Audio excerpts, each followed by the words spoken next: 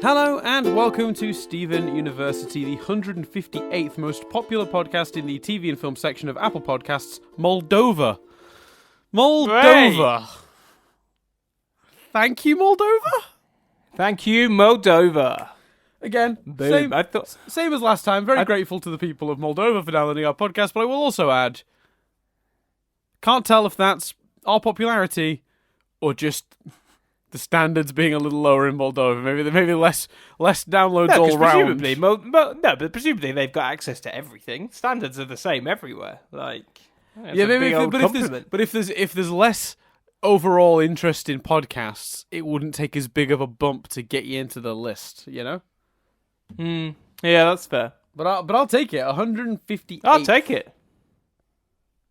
And even Fringe Observers is charting in Israel, so we found that out today. Good stuff all around. This is all weird because there's an app, basically not an app, but like a website that I've logged into, and I can actually see a bunch of our charting positions and stuff. So maybe we'll keep doing that for a few weeks, just like reel off some others. I've got a few. Stephen University's charted in quite a few weird countries. So it's good stuff. Tune in upcoming weeks to hear more, I suppose. But Dan, that's not what people are here for this week. It isn't. It definitely isn't. No. So I mean, is it time? Let's do it. It's a true kind of love. It's a true kind of love. I mean, that song was everywhere. I understand on Cartoon Network the few days before it aired.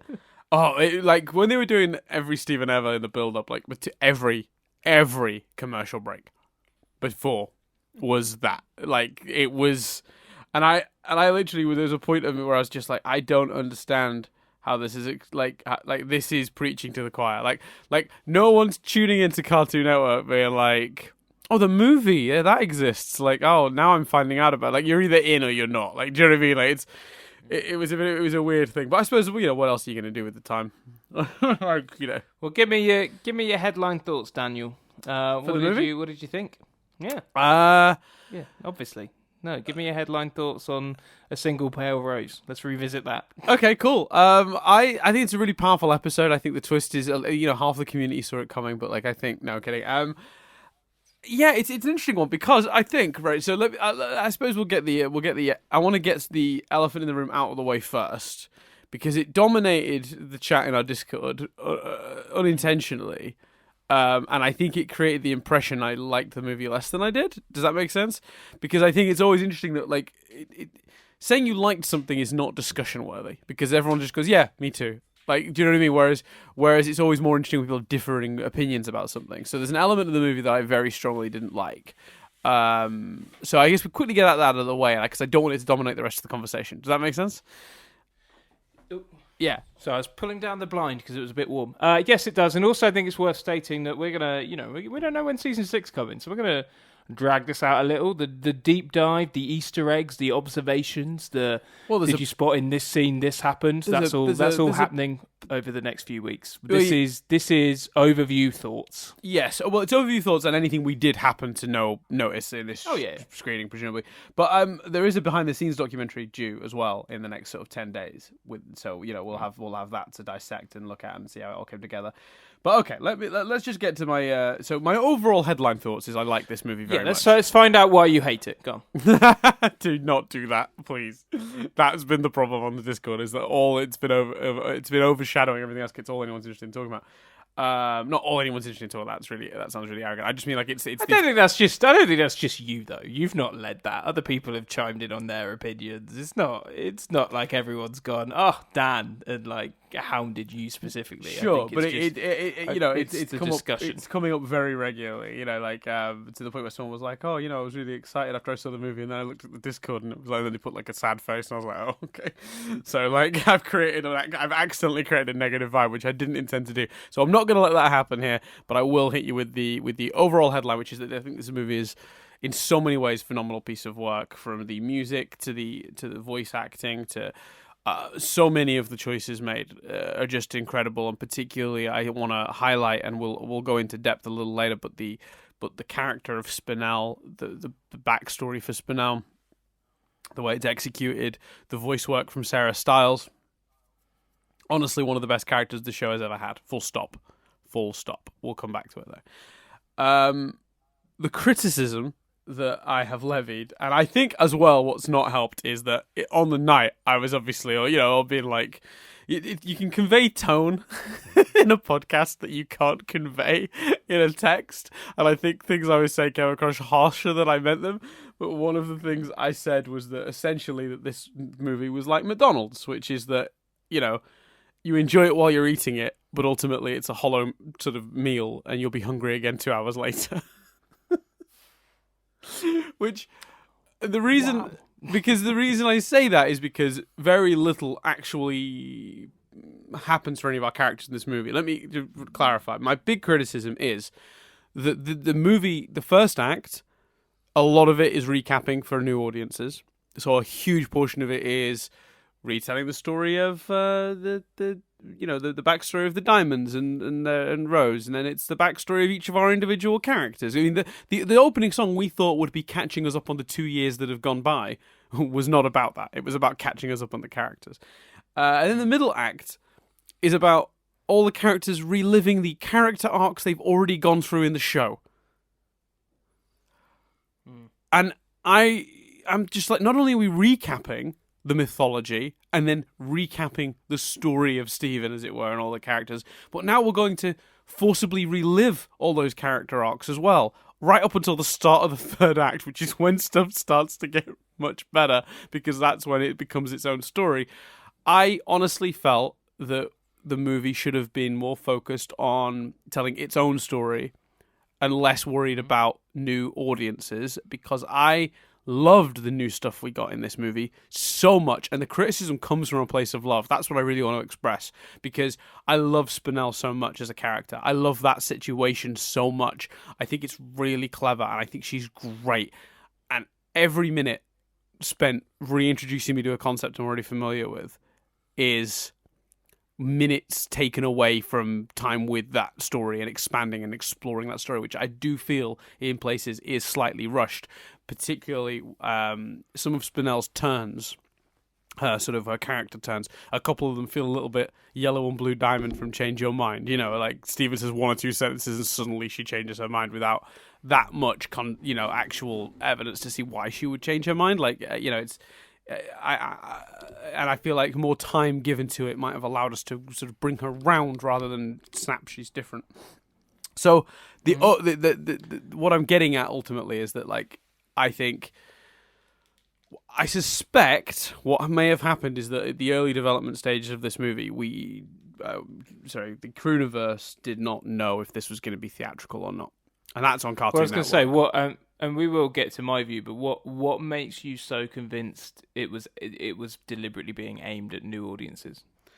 Well, I mean, she said it for a start before the movie came out. There's a quote, I don't have it in front of me, but there's a big quote where she said that they'd spent a lot of time making it as accessible to new audiences as possible. But I mean, then the rest of the evidence is, the content. Like, I mean, the percentage of runtime of the movie that's spent to recapping is like almost outrageous. It's so much of the movie. Like, it's such a high percentage of the actual time. And what's great is often they could very cleverly disguise it as really funny, amusing, very charming scenes. So you don't even necessarily realize, when it's happening. But it is the majority of the opening 2 acts of this movie. And I just think, and for me, I just think I think that's ill-advised, because I don't think the percentage. I think anyone who's caught the interest of, they hear it's a movie based on a 5 season long show. They're going to they're going to go watch back and watch the show. I think more likely than jump in at the movie. So I don't think I think we made a lot of concessions for a very small percentage of the viewership. And I think that's a shame, because, again, the overall is so good. But very quickly, I've got the quote in front of me. My hope is that if you were going in without any knowledge of the show, it would be a crash course. But if you went in as a fan of the show, it would be just a celebration of all the things we've gone through together. that it would have a little extra weight.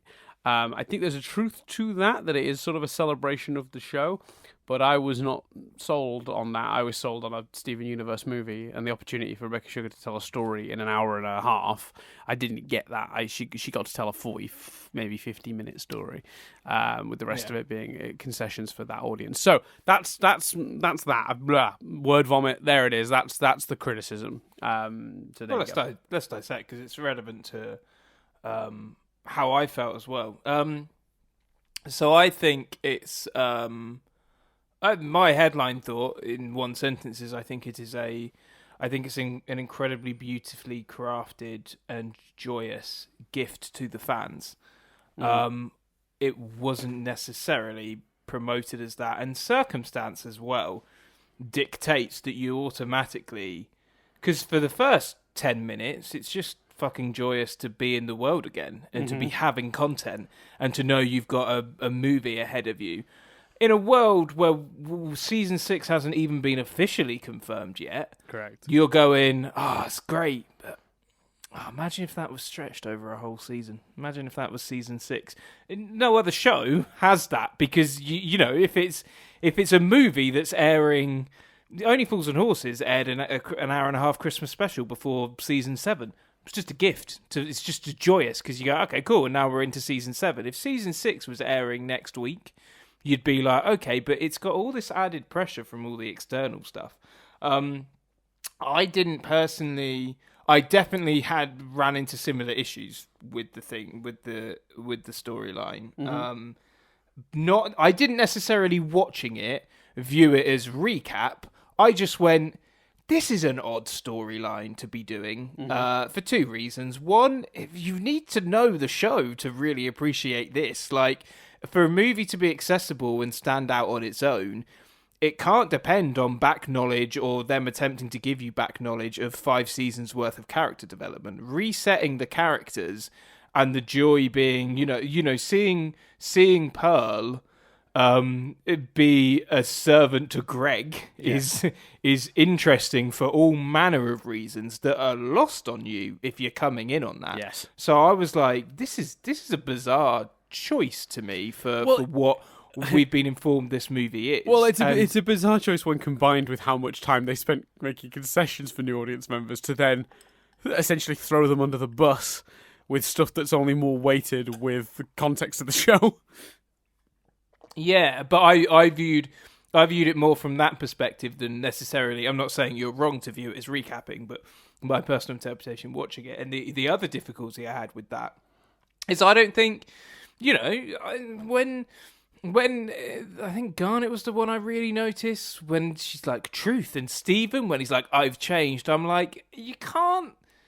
This show is so intricate and the character development has been so deep and so heavy. I could make an argument for 5 other steps for each of those characters. And I'm not saying that's right. It's purely interpretation. And you can make an argument that the only person who has the right to interpretate those 5 steps is Rebecca Sugar and the people, the creators behind this show. I fully appreciate that. But there's been a hell of a lot of depth over those 5 seasons. So that just added to my... Well, I think there's been a lot more to it than these steps that they're outlining. Sure. And so therefore, just jarred with me of, this feels like a bizarre storyline to do. I do, on the flip side of that, and talking again, this is just, the specific thing I came up against. And as Dan said, we would talk about the joy, and but it seems fair to tackle this head on, because I feel like a lot, not just on the Discord, I get the sense this has been discussion elsewhere as well. And what's I saying? So yeah, so I butted against it for that reason. And then, like you say, that led to time not being spent on other stuff. I didn't see this on the Discord, but I personally felt that the Steg thing was incredibly rushed. They basically do 2 strums and then they form into one, and they hint at it. My heart almost broke a bit. Greg went, but I've never done this, and Stephen went, it's okay, it's fine, and he was almost powerless at that point. And then they formed Steg, and then I got Garnet goes up on Lion, and I'm like, oh, okay. So is it going to be that Garnet's thing is protecting and having fun with the gems, and that's what she's doing, and suddenly we're going to get Garnet back, but we didn't. So Garnet's up there, so all the gang are up there having fun, and it emphasizes Spinel. That's right, isn't it? Spinel's pain. Imagine. And again, this is victim of circumstance because we haven't had season 6 confirmed. But I'm just sat there like, fucking, if that was season 6, baby, like a whole steg episode. You end episode 1 is a sort of Gem homeworld adventure. We get the sense the Gems don't want to let Steven go. We see him do a broadcast. We see this figure watching it, looking angry, or the shadow of the figure in the way that we kind of had in the build up to like the Wanted arc and stuff. We have an episode dedicated to Steg. We have that moment, you know, where everyone goes back and we do a Pearl episode and we do an Amethyst episode, and we, you know, all of these ideas get time to flourish. But again, part of the problem there is I'm potentially unfairly going, oh, would have been better as a season 6 because I've got no fucking idea when season 6 is coming. But I think the ideas or whether so... even those ideas will properly be tackled in more depth there. Yeah, well, some of the stuff won't be. The stuff of, you know, the more depth to the Gems getting back to their bait, getting back to their form won't be handled. They won't, you know, reverse that, and arguably Spinel won't either, because they've kind of neatly wrapped that up. And all the Spinel stuff was standalone, was neat, was wrapped up. And there's some fascinating stuff to that. I would have loved to have gone more in depth about, you know, the fact that Rose is an arsehole. And that's you know, to put it bluntly. And that's sort of passed off with an albeit very funny gag where Stephen goes, Mum did that? Yeah, I can imagine Mum doing that, or something like that. All of these ideas are brilliant. Let's go deeper on them. Well, and I think if you did that as a whole season, you could even then do the Gem stuff. I will say, in slight defense of, you know, the Gem arc, what it did for Spinel's character in us seeing who she was before she became the villain, that's genius. That was fantastic. And also the moment where 10-15 minutes into the movie, all 3 of the other crystal gems are poofed at once. Mwah, stunning. I thought that was brilliant as well. But I didn't necessarily watch it going, this is recapping, but I certainly watched it going, this is a bizarre thread for what we've been sold is this movie. That was the thing for me, is I actually think the idea, the principal idea of then, because a part of me, you remember one of my predictions was that there's a big middle act missing, and it's because I knew the movie isn't just going to be one big fight. That's just not Steven Universe. And in the middle of the movie, in this case, turned out, you know, that it's this premise of, you know, getting his friends back, and I think that's fine. I think that works as a plot. I think, and it does help emphasize to Spinel just how good of friends they are and what they've been through as well. There is that element to it. Why couldn't we have used that as a chance to learn something new about them instead of something we already knew about them? I don't see why. It can be about Steven learning that, like, you know, he's always going to have something to learn about these people. You know, these are his friends, and he, as intimately as he knows them, there's always going to be something new to learn. You know, and that's the trigger. You know, make that the trigger for them becoming themselves again, and then the audience actually get something out of it as well. Because what's funny about it is obviously all their character arcs are explained in one of the opening songs. So even if you're a new audience member, you're going, yeah, no, I remember. They told me at the beginning that she's like got a chip on her shoulder about being born on like Earth or whatever. Like, I don't need to. There's a point when you're even sort of accidentally recapping for your new audience. You know, if you're when you're re-going over the stuff. So for me, I just think that one of the missed opportunities there was that they didn't have to. The idea of them being reset is brilliant. It didn't have to add nothing. The 2 characters learn things in this movie: Steven and Spinel. Everyone else goes through the character arc they've already been through, and everything has a mildly rushed feel to it. And I think, again, if you take out a lot of the recapping, you could actually smooth all that out. So yeah, that's kind of where I land on that stuff. But what would you have done instead? That if you have to keep the device, you had in order to do the genius spinel work, because that element was genius. So if you have to keep that device, when Steven has been such a part of their growth, how can you reset them without doing what they did? In what sense? Well, you're saying use it to learn something else. What have you got? And I appreciate it's putting you under pressure, especially in a world where we've just done 2 big episodes of coming up with ideas. We're done. We're exhausted, peeps. But what if you're saying still do that, but use it? Mm-hmm. I don't know if the plot is they have to somehow get from their factory setting to where they are now. I don't know how you do that and learn something new about them. Well, I think you have Steven try the obvious thing immediately with each of them, and it doesn't work. And he has to figure something. He learns something. He has to learn something new about the character in order to get them back. And the first one he does accidentally. Sort of like you do it like with Amethyst. It's something to do with the paintings of Vidalia. Or, you go through into an element of the character we haven't seen before, or a thing of the character. It doesn't really. I mean, to be fair, Amethyst one is actually probably one of the better ones because.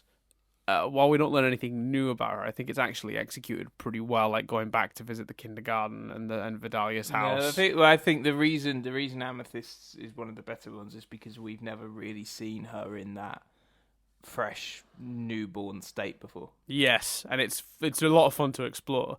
So yeah, I think there are definitely like. I can't think of like obviously it's the world of Rika. She would obviously need to have, but you can't tell me she couldn't come up with some sort of new thing for us to learn about Garnet that we didn't already know. And I don't just mean like she likes to tie her shoes a certain way. I mean like something about her personality, something about her what something that's important to her that maybe Steven hadn't discovered before. Do you know what I mean? Like I do like in the movie we do discover she has a real fondness for sporks, so she likes all kinds of fusion. Which I thought was quite fun.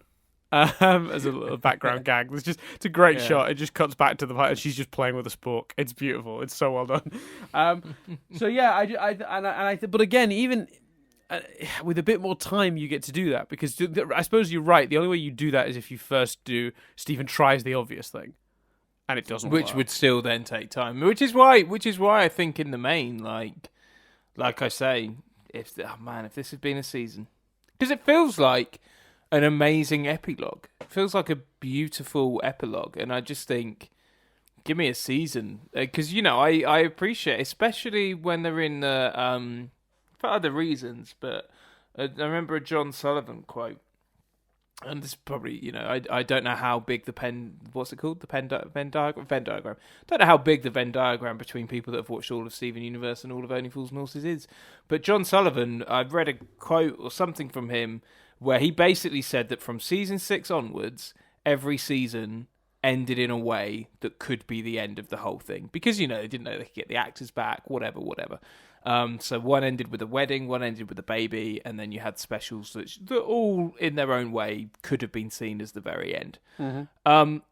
With Cartoon Network being as they are, one season arcs is fine by me from now on. Epic one season arcs, and geez, if this had been a season, man, it would have been phenomenal. It would have been amazing.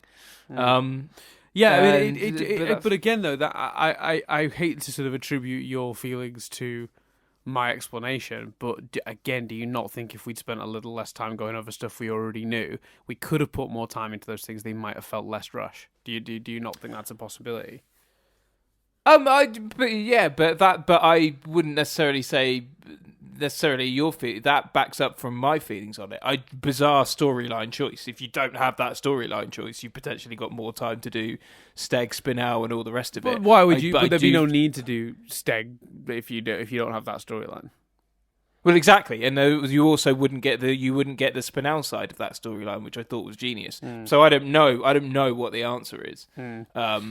Yeah, but I do just think like it's a bit more subtlety and a little bit more time to spread the ideas thinner, like not thinner, but like a little bit, spread the ideas so that they come through a little bit in pieces rather than like all of a sudden the character has the big thought and says exactly the big thought in a sentence, and then they move on because they've said it now, so it must be true. There's a lot of that going on. What have you got an example of what you're referring to there? I mean, Steven's big revelation at the end. My power is I can change. Like, I would have loved to have had him come to that realization a bit slower and with a bit more, like, tiny bit more foreshadowing maybe earlier in the script and a little bit more, I mean, the show's cleverer than that. The show is cleverer than him just uttering that sentence outright. Do you know what I mean? Like, it's been cleverer than that in the past. I found that really slightly jarring for the show to be that unsubtle. And again, subtlety you can achieve with a bit more time. But I don't know, I don't want to go around in circles, but I don't know how you keep that element and make it work any other way than what they did. With the exception of making it a season and having that more time to it. I think you'd have to, if you were looking at, you'd have to, for me, go, well, how is there a way to keep that being Spinell's plot, but not everyone Honestly, else's? I think you could almost gain 30 minutes back if you were clever about spending so much time with the recap stuff. I really think you could have gained 30-40 minutes of this movie back to help. No, but I don't personally, like I've already said, I don't necessarily agree that you can do a storyline about going from factory settings to where they are now without that recap. No. That's the fundamental disagreement we have. I suppose here is that because from my perspective, if you're gonna tell that story, it only works if you already know the characters. So let's not pretend new people can jump on board. If you're sitting down to write your movie and you're going, this depends on you understanding the characters, I better reset them up. Think of a different premise for your movie. Because then you've misstepped immedially in that case. You either need to make a simple, accessible story where all the information that's required to understand it can be explained simply, or if you are going to try and go the more complicated route that would really be mostly appreciated by people who are really into it already, then you don't need to waste their time by re-explaining it. Again, if this had been sold as a feature-length episode that's a gift to the fans, and you take out that opening song but keep everything else the same, then we'd be talking about what a joy it was to see Amethyst in factory settings and how unique the Pearl. No, but it's not. No, it's not. No. For me, it's not as simple as the opening song. No. It runs deep through the whole core of it. Almost every other line of dialogue in this movie is trying to catch you up on a gem thing. The entire middle act, because what they're doing is recapping the characters' arcs from the show. Is recapping. It's all recap. Because like I said, I'm not saying it a third time. If you want to go down that route at all, for me, that's the way to do it. And I think there's a bit of joy in recapping. There can be joy in recapping. It's just recapping in a movie that's sold to be in its standalone movie. But I think it's because honestly, point out any new character growth in any of this other than Spinell and Stevens' final act stuff. But who said I wanted character development from every single character? So what? Okay, then tell me what the hell the point of any of the opening two acts is then.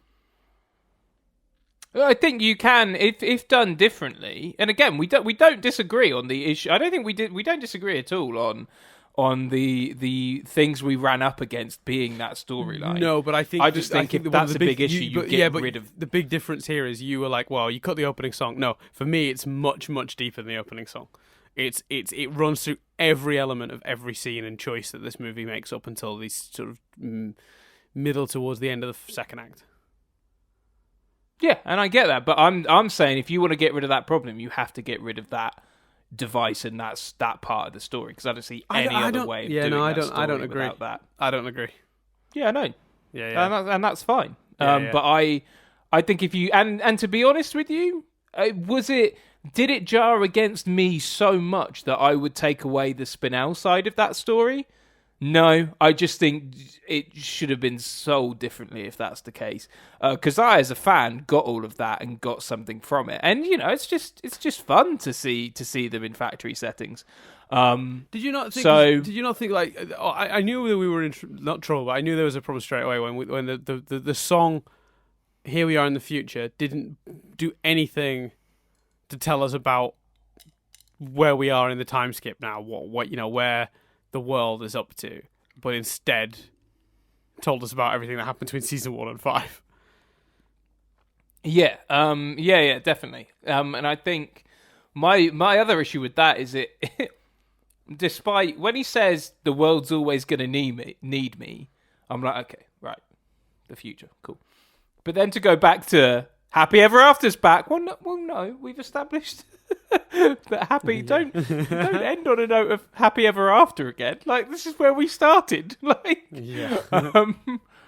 yeah. So I will be gutted if, and I really don't think it will, but if from now on it's just new adventures and this is the world, as opposed to exploring the stuff that we've listed before that we wanted to explore, yeah, I'll be gutted. I'll be absolutely gutted to not get more on all of that. I wanna see more. I wanna see what it's like Stephen flitting back and forth. I wanna see what it took to heal the other planets. I wanna see the relationship between Bismuth, Peridot, and Lapis grow. I want to see Gems butting up against Townies. I want to see... We've missed 2 years. It's fine. I get it from Stephen and Sadie. You skip 2 years, we can jump into hormonal teenagers. I get that. We've missed 2 years of Sadie and Lars. Yeah. That breaks my heart a bit. Well, that's the other question I have for you. Why could this story not have taken place immediately after? Not like immediately, like the next day, but you give it a month or two. Why did this story need to take place in the time frame it took place in? I assume because the heartbreak of the happily ever after is taken away. If it really is, we've done it. We've like the happily ever after that it starts on is we've solved the galaxy's problems, right? Yeah, the universe. Even one of the promos, Stephen has saved the universe. Like, so it makes the gut punch of that a bit more impactful. But it would have been even more impactful if we'd have seen some of that. Yeah, well, exactly. Yeah, 100%. It's a really weird choice the way they focus. So for me, I do think it's possible to do it with this story, but I just think you've got to refocus what you're actually spending the time on. So yeah, we should move on anyway from that, because I think otherwise we're going to get bogged down in the same stuff that's happening. But let's look at what's amazing about this movie, because there is so much to love, and I think 30 minutes of us moaning about it is definitely going to make it seem like right up top as well that we didn't enjoy this film, which I don't think is fair. I do, like I say, but I do think we're reflecting because I saw every review I saw from like Den of Geek beforehand praised it correctly. But then afterwards I started seeing headlines like Steven Universe the movie, awesome or awful, ? Honest feedback on Steven Universe the movie. So I get the feeling this is a discussion the fan community as a whole is having. I've not gone much further than our Discord, I fully admit to that. But is that not fair? Has there not been some mixed response from the diehards? I haven't seen a lot of it. Okay. But I definitely think it's out there, but I haven't seen a lot of it. I think most people are just sort of caught up in the excitement of the film, which again is brilliant. But for me, I feel like I was told I was getting a Steven Universe movie, and it feels like what I actually got was a specially designed sort of catch-up package for an audience to sort of like ease them in, so that you don't have to watch 5 seasons of the show. We've got a special movie that recaps everything, so you can now go into the show. Like when it comes back, whatever the new format of the show is. Because I'm starting to think that when it comes back, it won't even be called Steven Universe. Because I don't see why Cartoon Network haven't announced it's coming back for season 6, unless it isn't really coming back for season 6 and it's technically a new show. Honestly, if it weren't for people suggesting they've recorded and animated stuff, I'd be like, this is the end, right? Like, yeah, I'd fit. The only thing giving me hope is that we've had statements suggesting people have worked on stuff. Well, no, I mean, Rebecca Um, herself said this isn't the end of the show. She said it in the lead up to the movie. She said exactly yeah. that. So thankfully, we know there's more. We know that they've been recording. We know that we know there's from what we can tell, they've been hiring artists and animators to replace some of the guys that left at the Yeah, I end of the know. season. But if it weren't for that, because it's not impossible for the Walking Dead comics just ended, and Rob Kirkman, I think that's his name's argument was he didn't want the fanfare. So it's not impossible. The fact that, as I've said, and you've just said, reiterate, the fact that people have been working on it, and that doesn't seem like a Rebecca Sugar move, suggests we're getting more. But nothing story-wise existed between Change Your Mind and this. Nothing story-wise suggests this is where we go from here. Yeah, no, I agree, and and again, I just feel like I feel like this movie wasn't really for me, and that's a weird thing to feel coming out of the film. Yeah, I didn't feel that as strongly. I just thought it was a weird choice. I didn't feel like it wasn't for me. I feel like it was like a weird choice. I honestly felt like it was like they were trying to create a jumping on point for a magical new audience that they're hoping to get for the show when it returns, and I just don't think that's realistic. But I think that might actually just be. I don't think it did the job as that either. It kind of did, because I think it does kind of a little bit, because again, you get the mythology backstory. That's all laid out in the Story of Stephen song at the beginning. Then you get the backstory of all the main crystal gems. Then you get to explore. So that's their physical backstory. Then you get to explore their sort of character arc and emotional backstory through the reset and what gets them back to where they are. So you've reestablished the characters, the mythology, the 5 seasons of the show, story-wise, all in 40 minutes. It's pretty good going. I mean, it's almost impressive how much stuff they do cover. Actually, to be fair, even if I disagree with the choice to spend so much of the movie doing that, I could argue it could work as an in point for someone. But I think it's unrealistic to imagine that's actually going to happen, because we live in the digital media world now where Steven Universe is on Netflix in the UK. Like, I'll just go watch the show. I don't have to, I don't. My time isn't so precious that I'll just jump in after 5 seasons and hope to get the same experience out of just the movie. So like that, I find that to be an odd choice. I think what potentially happened, and I think there's reasonable evidence for this, in that it was obviously not designed to have. I watched Change Your Mind right before we watched this, obviously, because it was every Stephen ever on the channel, so I had the channel up, and I watched the end of Escapism and all of Change Your Mind, and Change Your Mind really does build to each of its ad breaks. Like, it really does. Like the foot thing, like Sunstone's glorious arrival and the footlands, like. There's so many great like jokes like that, like or moments like that really obviously build up to an obvious ad point. Then they announce this movie's coming, and it's like, hey, it's ad free, and you watch the movie, and it's like, yeah, damn right, it's ad free. This was never written to go on television. This was designed to go in to be watched like this is one.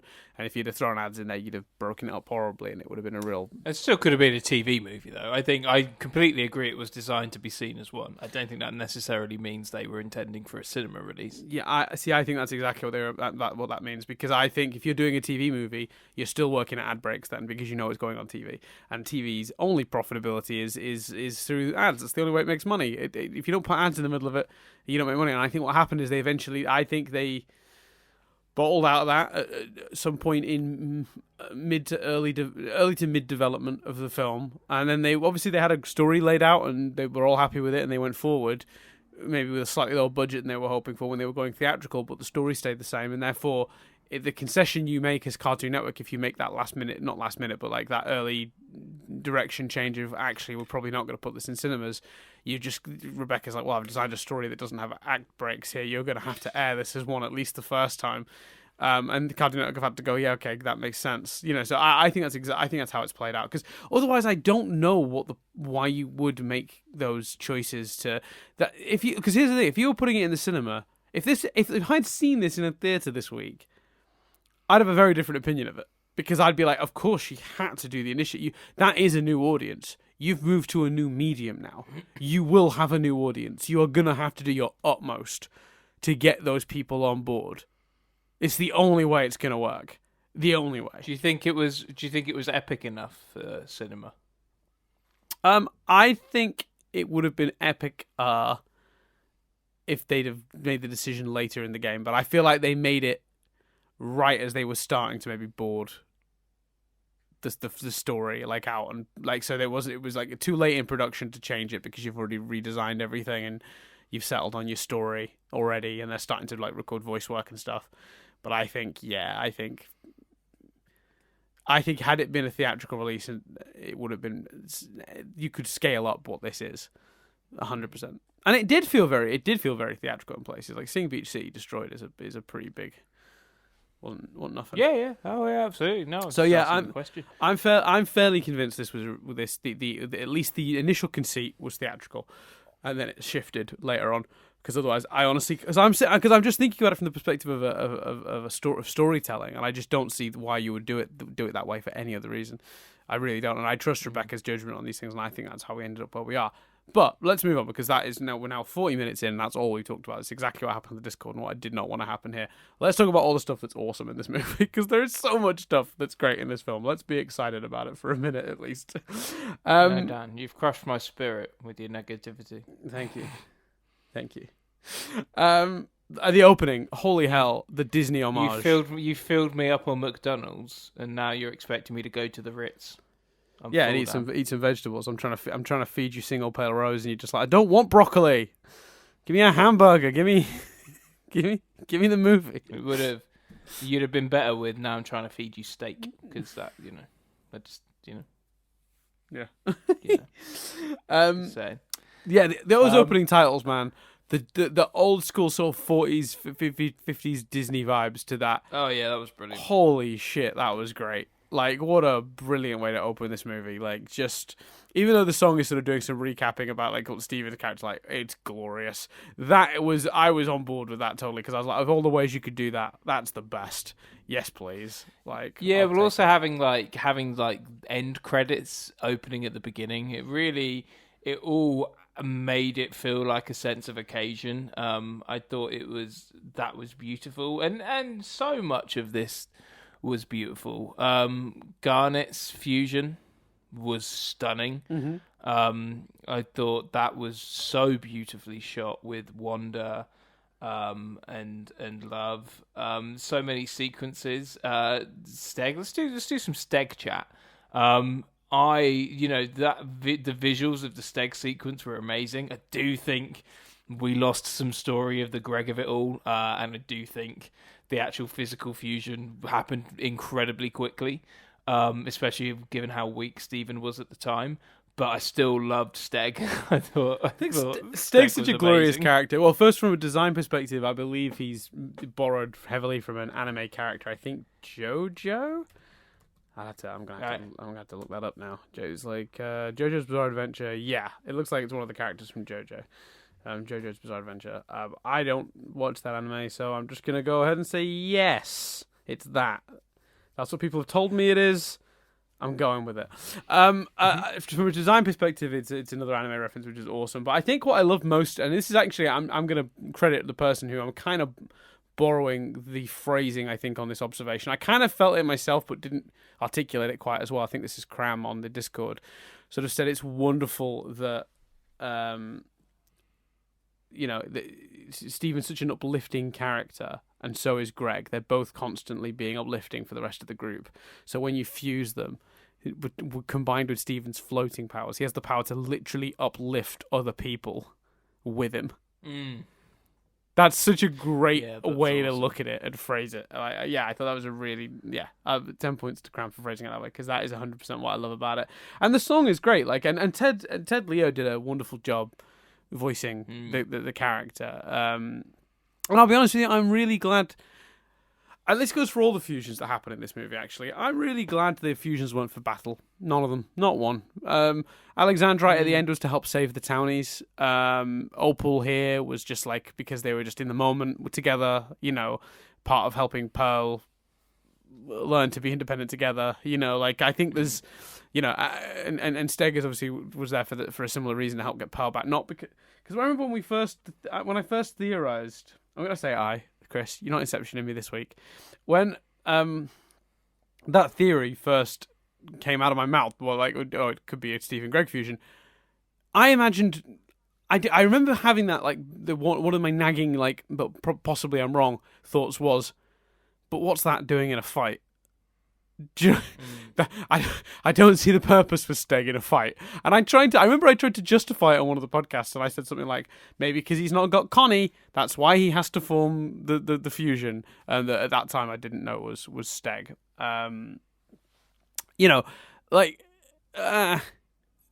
It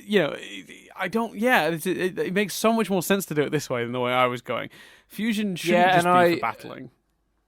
When you and I together first came up with that theory, that was a bit of a stickling point.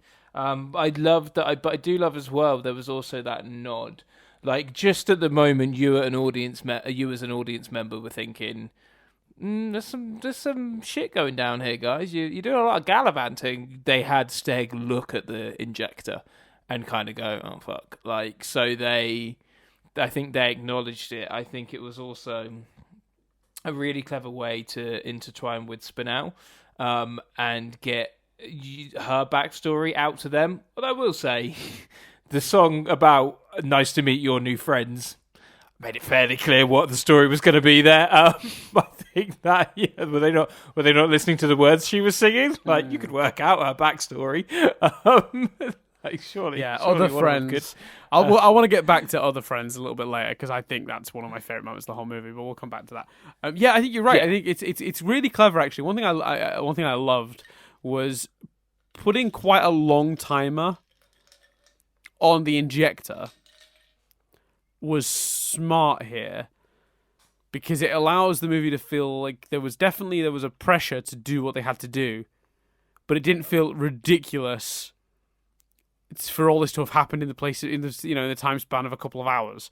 No, Stephen's gone, okay, you're right. This is because there's that moment where Bismuth says to Stephen, this is going to take ages. He's like, exactly, so we better get started. Like, you know what I mean? Like, it's really clever because he's acknowledging, this will take a while. We've got a real hurdle because this is not something that's going to happen overnight. This is something we really have to work out. We've got 48 hours or whatever we've got before the injector really does finish pumping the poison into the planet.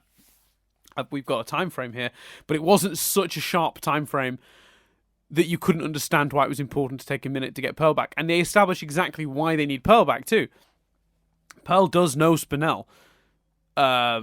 Therefore, you're right. If paying attention to her song would have helped. But if we're skewing past that for a minute, just pretending that's not true. Stephen didn't know anything about Spinell. He needs Pearl. So there's a real nice chain of thought that leads to it. So they are gallivanting, but they're gallivanting for a reason.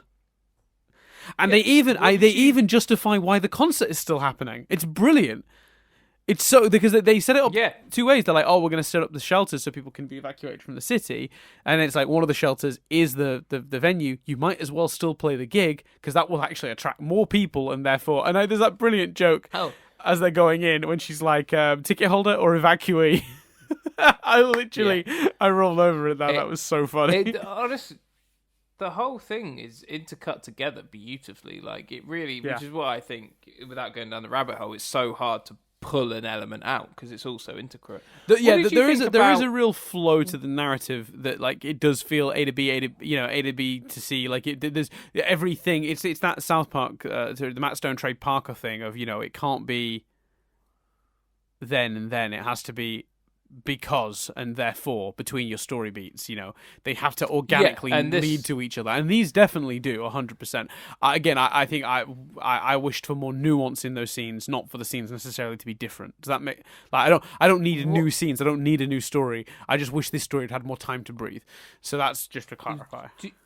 Do you think I thought it was so powerful having Amethyst become Rose? It was, but more time given to that moment, please. Yeah. Oh, I think I've got the answer. Make this season 6. I love that. I do.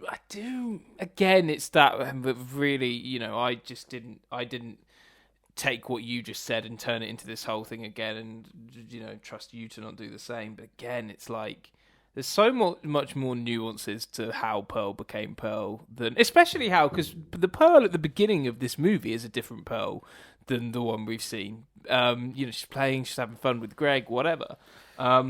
It's more than Rose went away. So I think. Well, I wrote that in my notes somewhere, like, which is that it's not actually particularly clear exactly what the triggers are for each of these characters. Because I like to think in my fansplaining mind that them all having fun together at the concert was part of Garnet's trigger, but it's not. That's not stated anywhere. Exactly. So yeah, I thought Steg was great. So let's do Spinell. Wow. Sorry to clarify. I don't know the Pearl situation. I want to clarify like that. I did make notes about this. What actually changed Pearl? Like, what was the trigger? According to what they said, the fact that Rose went away, so Greg went away. So she's back. But then they're singing a song about being independent and learning to be independent. But it's like, you can't learn to be independent in 2 minutes. Like, you just lost Greg. You can't. Yeah, exactly. The analogy doesn't work because the big thing about Rose is that it took her a long, long time to get over Rose first. Yeah, exactly. And it was actually that journey. I think it wasn't the loss of Rose. It was the journey of learning to accept the loss of Rose that led to her learning to be independent and strong and strong-willed and the Pearl we know and love today. And I think that you're right. What's even more frustrating is when the movie starts and she's playing the bass with Greg. Like, I'm like, this is different to what we left, 2 years ago. Like, so again, about like maybe learn something new, maybe the thing that Stephen didn't need to do is relive the Rose situation, but relive something to do with the last couple of years. Maybe, that's how you do it. Maybe all of the characters. Maybe it isn't something that Stephen doesn't know, but it's something more recent about the way they've evolved that brings them back. So that way we can learn about what happened in the 2 years gone. So maybe Pearl had a relationship that kind of was there and fell apart, but it literally didn't affect her because she was like, well, no, that's how these things work. Sometimes these relationships don't work out. Like, so the implication, the implication is that she's so independent now. That if a relationship ends, she's not going to be hung up on it for 1,000 years anymore because Trouble with that is you'd still want more time on it. At least with what we got, you don't want more time on it because you've already had 5 seasons. Yeah, that's okay. Whereas with that, I'd be like, well, but this kind of like, but these butchered half quick versions of the stories we know and love are really, like you said, like the road that doesn't have the nuance. It feels really misguided. It feels really like out of place, this idea that it's because she lost Rose. Like, no, it's because she learned to get over I struggle Rose. Because I think Pearl would recognize Rose, and fundamentally with all of them, you could argue that their love for Stephen should pull them out. So anytime Stephen was in danger, that would pull them out. Yeah. If the logic is that because they didn't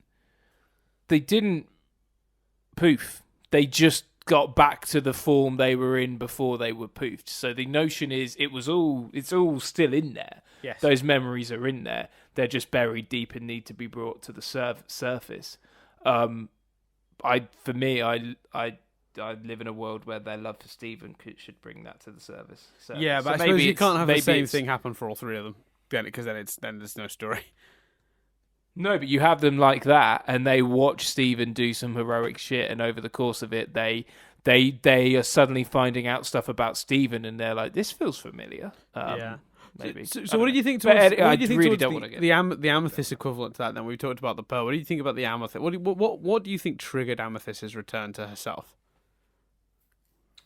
Wasn't it having fun with Stephen and learning about the world? That it was the gradual not repeating, saying it at the same time, and then Amethyst was back. If memory serves, I've only watched it once. Yeah, see, I've watched it twice, and I feel the same way. Like, I'm just that one's really vague. really vague. To be honest with you, out of all of them, I took more exception at Garnet's because I kind of feel like Garnet's beautiful love thing at the beginning is what the fusion is what, in a way, for me, should have brought Garnet. The truth thing, wasn't it more about acceptance, being accepted by the world, being accepted by loved ones, being accepted by Rose? That stuck out as to me as opposed well. to Why truth? is when was Garnet like the beacon of truth? Like when was truth like her defining thing? I that was a really weird thing to pick. I'm not saying she's not someone who thinks the truth is important. It's just not really like the first thing that pops into my head when I think of Garnet. No, me neither. Yeah, that was odd as well. You're right. Actually, that one's even almost more egregious than Amethyst because I don't really know what that is. Excuse me, that was the one that stuck out. Yeah, that's right. That's a really good point. I'm not sure what they were getting at with that. So, Spinel. Yes.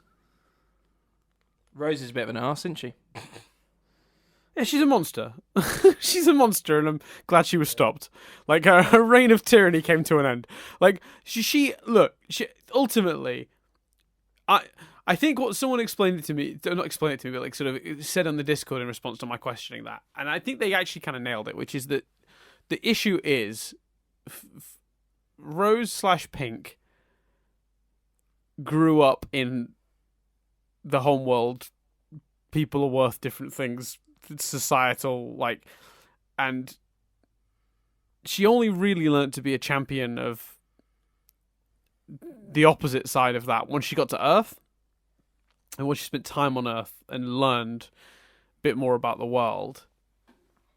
So you could argue the choice to leave Spinel initially as Pink was while she was still a bit indoctrinated in the homeworld side of lifestyle. The question you have to ask is it okay to atone with the idea that when she then became Rose, decided that life was important and precious, she didn't think to go get this gem she abandoned? Well, she might not have been able to. It might have, because if she's spotted, because if Rose is spotted in Pink's garden, it's giving the game away a little bit, isn't it? How does Rose know about She went Pink's back and garden? forth between Pink and Rose, though, didn't she? She was playing both sides for a long time during the war. Yeah, that's true. So she could have just become Pink and gone and got her. Like there's no barrier there. She just forgot her, which is actually. Do you think it'll tragic. be weird, like when we're rewatching shit, like rewatching Rose finding and embracing Garnet, and just thinking, Spinell's sat up there, just chilling at this point. It's so tragic. It's like it's actually horrendous. It's like, and that song, by the way, holy shit! I think it's called "Drift Away." That's a beautiful piece of music. It's probably the most emotionally charged song in the whole thing, I think. Yeah, no, it is. Drift Away. Just like, and again, credit to Sarah Styles, who, when she needs to be manic, is so good at manic. When like manic, like the villainous manic, like, you know, the Joker style, like out of control manic, she's beautifully like gifted to do that, like sort of like out of control, almost Harley Quinn-esque voice. But then when she needed to bring the character to like the Disney, like, I just want to be your friend, she was great at that too. And then when we get across the board, the voice acting was brilliant. The voice actor of Amethyst, the way Michaela Dietz, she played her factory settings, Amethyst, was brilliant. Could you have? And I think this is problematic. I'm just, thinking out loud for the sake of it, because I think there's real problems to this. But Steven's gem, as in Change Your Mind, probably couldn't do this. This is problematic for a number of reasons.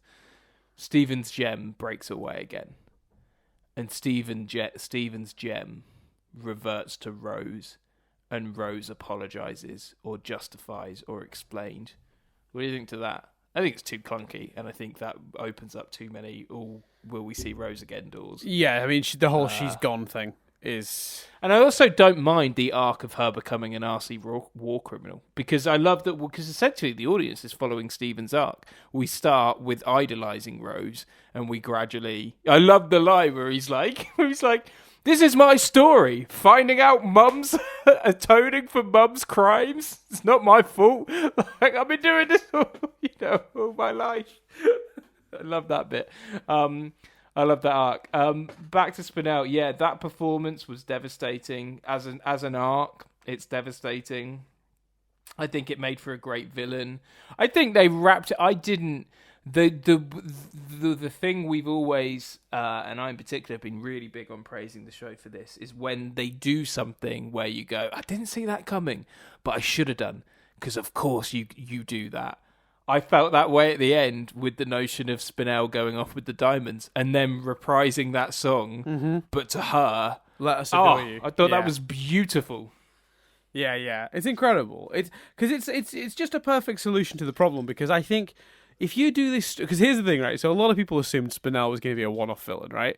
But I was, the whole time, people were sort of assuming we weren't really going to, she's the movie villain, and then, we'll tuck her under a rug and we won't think about her again. But I kept thinking, how? How do you do that? How do you can't shatter her, because there's no way Steven's going to let that happen. The best you could do if you wanted to actually take her out of the picture, like physically, is if she sacrifices herself to save everyone. But that's a bit dark for this show too. That's where I thought they were going at one point. Yeah, look, Rebecca could make that work. The crew could make that work. I'm confident, but I still think it's a tad too dark for the show, even with their, very light touch. So I kept thinking. I did think about that a lot, and the solution they came up with is perfect, because it never would have occurred to me. But it just kept being a problem in my head. I kept going, I wonder how they're going to solve that problem, because Spinell is a problem. She's a character that can't live. She can't live with them following this movie. She just can't. But you don't want to get rid of her either. And once the movie was playing out in front of me, and the whole thing was about her being abandoned, I'm going, well, now you really can't let her go off on her own. That really can't happen. We definitely need to find her place in this world now, because her whole arc has been about being abandoned by Steven. So, well, not by Steven, but by Pink. We have to. The only way this is going to be satisfying is if you can think of somewhere for her to belong, right? Where she can be loved. And you're right, the genius of the diamonds being the diamonds are really weirdly out of character in this whole movie. The diamonds being played for comic relief, it's too soon, film. Too soon, on the diamond. We should talk about that properly in a minute, but it took them a while. They edged Peridot into being comic relief from a villain. They did it in bits. As funny as those opening lines are, when she's like, and I haven't shattered any lesser life forms, and he's like, what did we learn? Ugh, equal life forms. Like, it's funny. It is really, it's good, but it's like, are we ready to be this silly about these characters yet? They were the threat 10 minutes ago. The problem is, it's good and it's funny. And it's an interesting dynamic. And also it makes sense. It's been 2 years. Steven's made a real impact. Sure. The problem is you can't go back. So it would be weird if the diamonds go back now. Yes. But I also think they were a little too quick to just be like, Spinell will do. We've come for Steven. Yeah. Oh, this thing looks a little bit like Pink did. Great. She also got on her hands and knees. Perfect. We're sorted. Bye, Steven. What was your second name? Uniface? Cool. Bye, whatever your name is. We're off. It was very quick. They were just sorted. Bye. Well, for me, the bigger diamonds issue is I got gems that need to be restored in some way. I'd probably hop on the warp pad, get the diamonds, and give that a go, considering it solved that issue last time. That's a good. Yeah, why he didn't? Because when I was sort of thinking of the structure of this film on a podcast when we were speculating back in when we had trailers, I did say the middle act was him going to the diamonds for help, didn't I? And that was kind of my and I suppose the reason my mind went there is because that does seem like the logical thing the character would do.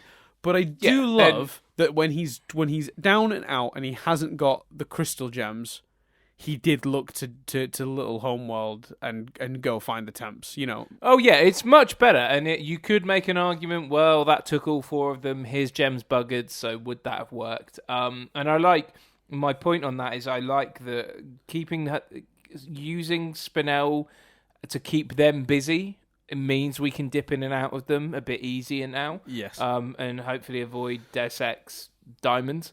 Gina. Yes. Well, there's another one they kind of only avoid by virtue of you just assume he can't do it. But I mean, one potential solution to all of these problems, Chris, would have been, hey, Cluster, that big arm that can burst out and arm wrestle Yellow Ship. Can you just grab that injector, lift it out of the ground, and launch it into space for me, please? But I suppose the argument to that is that that he couldn't communicate with the Cluster because his powers were gone. Mm-hmm.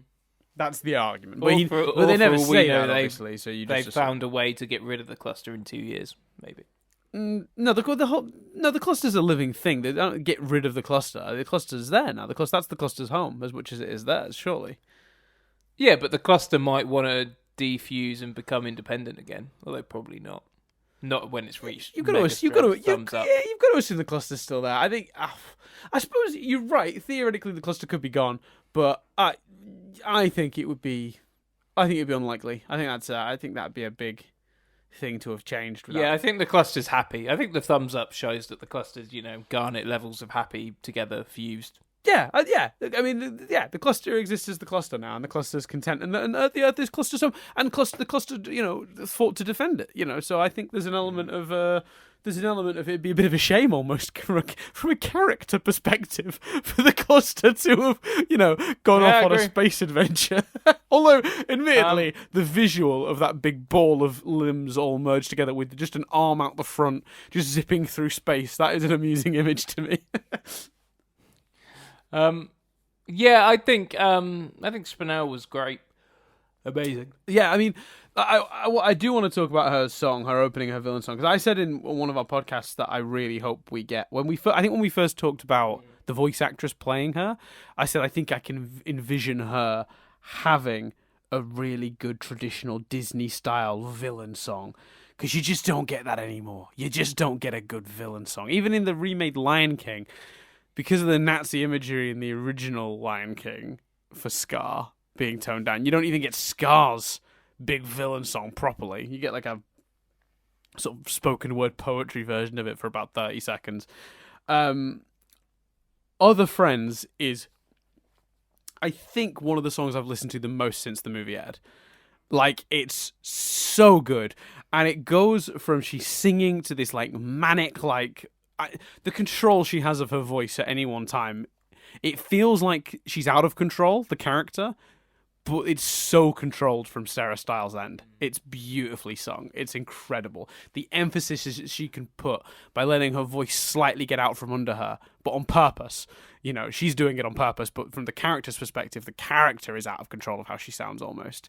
It's like it's like a car without a steering wheel, and it's incredible. It's such a good song. I also think it's arguably the catchiest, other than True Kind of Love. Yeah, I have, and this might just be because I'm a sucker for City Killer and the Suspects, but I've had Disobedient in my head quite a lot. So I'm fine. I must admit I have found it hard to get. And Who We Are as well. We are the Crystal Gems. And the whole thing about like we're in the star. That's who we are. Like, oh, come on, that's so great. Well, let's talk. Do you have anything else to say about Spinel? I think we're some of this stuff. A good way of doing it is maybe a future episode we'll go song by song. That might be a good way of. Yeah, that might be a good way to do it. Yeah. I think that she's a.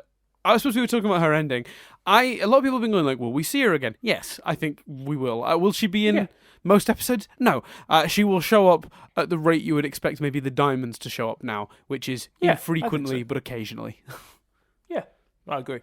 And will I be thrilled to see her again? Oh no! I suppose let's talk about the design and the middle section of her. We didn't really talk about this. How great is her Mickey Mouse look when she goes to her original design? Her silhouette is Mickey Mouse's silhouette. It's so clever. Because the two balls on her head go ball-shaped and she's Mickey Mouse. The gem turning is awesome. Well, stunning visual, an absolutely stunning visual. And Nadia, multiple times through the movie, said, "Oh, she's getting quite annoying." I thought she was fucking hilarious every time. There were moments where I thought she was annoying, but they were all moments where Stephen was meant to be annoyed by her. So only, I think, it added to it for me. I never found her anything but utterly charming. My favourite one, I think, might be when Amethyst first comes back, and she's like, "A monster!" And then, like, Spinel comes up behind them, like, "Where?" So good. I laughed so much at that. That was like, great. and then when she was playing like tag with them, and she was like, "You guys don't really understand the rules to tag, do you?" Like, it's great. And such a fun character, and the idea that like all she wanted to do was play, and I thought as well the ending, the impact of those moments when you realize that she was abandoned, when you see that she was such an, because you've lived it. You're not getting a flashback and getting a glimpse of an innocent, happy Spinel. The genius of the reset mechanic is we've now lived with the innocent definitely Spinel. So the impact of Fade Away, I mean, that hits you so much harder. I think as a result, because you're just you feel for this character so much. And pointed out by my girlfriend, and then apparently some of the people have said that, like, various people have pointed out for them, the lines on her face are supposed to be mascara. They're representative of run mascara because she's been crying. That's cool. I thought that was neat. Visually amazing, and I loved the thing about her ending that I loved was the character growth of her going, I got to work on being a friend. I'm never going to be your friend. I'll still save you, fine, that's off. I'll do that for you. But actually, I'm walking away because you're never going to accept me. And you could have ended it. It would have been dark, but you could have.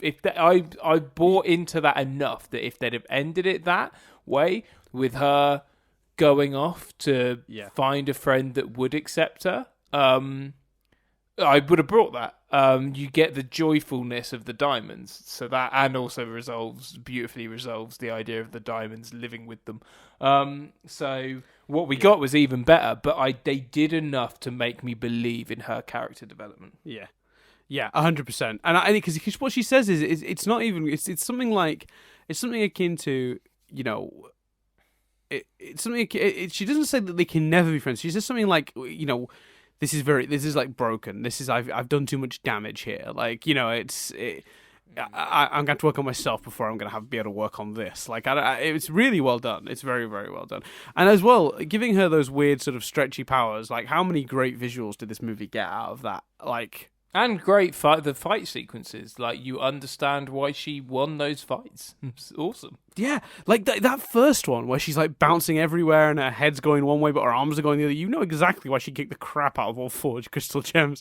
But I mean, and then the brutality as well of Stephen being forced to hit her back with the scythe. Really cool. Yeah, what I loved about that is it's a good. It's a sign of who the character Stephen's become. They told us Stephen's grown. He's now, he's learned. He's now this champion. He's this great being. Having him make a difficult choice, but have to make that choice and know that he had no other choice but to do that was, and also to be overtaken by anger of what she's done to his friends was awesome and really beautifully played.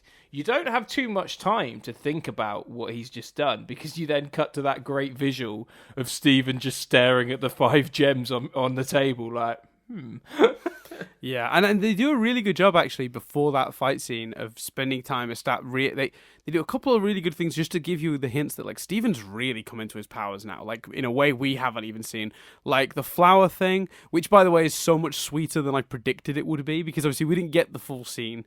We just had the shot of the flower regrowing, and I speculated that he grew a flower to pluck, but doing it the other way around where he plucks a flower then uses his powers to regrow it, so he sort of give a penny, take a penny.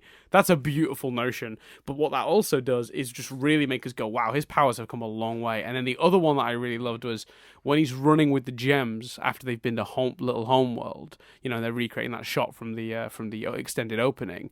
There's that moment where he jumps up and sort of has this like really, really elongated float like thing, but it looks so controlled that you just go, wow, he really has come a long way. Like, he's really got a mastery of that now that he didn't have previously. Yeah, absolutely. We were going to say, I loved Who We Are. I loved the notion of Bismuth going, you're not alone. We're not done. We got more crystal gems right here, and whatever it takes, however long it takes, we're gonna solve this because that's who we are. And I love that it helps bring Stephen round. It gave a real moment to those three, and that was the other beauty of having that timer device. We always had an excuse to check back in with Lapis, Peridot, and Bismuth. They were doing something. They were being utilized where they were utilized best. You never felt like, big battle, where's our three girls? Where are they? But they had a purpose because what they were doing matched their characters. And I think that's going to be a tall order to do another season and always do that and stop us going, justify it just being the core crystal gems. But based on this, I think they could do it. But I love that they still gave them a moment. Yeah, I think the use of the crystal temps in this movie is actually kind of one of the things I thought was kind of perfectly pitched. They had a really clear use. They weren't just hanging about in the background, but it wasn't their story because it didn't need to be, because we had focus elsewhere. If you tried to make it their story too, you'd have a problem. Bismuth had a really clear message that she had to give to Stephen. That he had to understand, that he had to take in. And I think the way they do it with him singing this sad version of Here We Are in the Future, Here We Are in the Future, and it's wrong. But then Bismuth being like, well, when the hell has this ever been easy? Like, and then it's such a power ballad. It's like, and take a little second here to give credit to Uzo Aduba, the voice of Bismuth. She's done an incredible job with this song. Did not know she could sing quite so well. But the power between the music and her vocals of that chorus, because we are the crystal gems and we never give up. We never give up on our friends. As long as one of us is standing to brandish the star, we'll find a way to save the day. That's who we are. That's so yes. Like it's like you want to jump up and like fist bump. Like it's something really, really powerful about it. It's a moment of triumph. And I think they did it well with the townies as well. We got just enough of them. We saw just enough of everyone. Did Lars get to say a single word in this movie? That's why I was wondering. No, I wouldn't have minded some more Lars, because I really want to know where Lars is at. He's mentally, he's feeding Stephen Ube roll. Has he opened a bakery? Is that what he's doing, or is he space captaining? But he's on holiday right now, back on Earth. Like I genuinely don't know what Lars is doing with his life, and I really desperately want to know. Yeah, I don't like the idea of him just. It's a slight if they take it from the angle of, look, he's back on Earth and he's doing his last thing that he was before, but he's really fucking happy in himself and he knows who he is. Fine, but I'd prefer the idea. I think of him being a sexy space captain, I think you added an extra adjective in there, Chris. You've got some feelings for Lars. Got some tingling in your loins for Lars. I've got feelings for capes. Yeah, understandable. So someone was saying in the Discord that like if the old one was Chris X Lapis, the new one is Dan X Spinell, because I have been gushing about how great that character is from minute one of seeing this movie. Especially now in my head, she's played by Saoirse Ronan. I'm still all about that Lapis.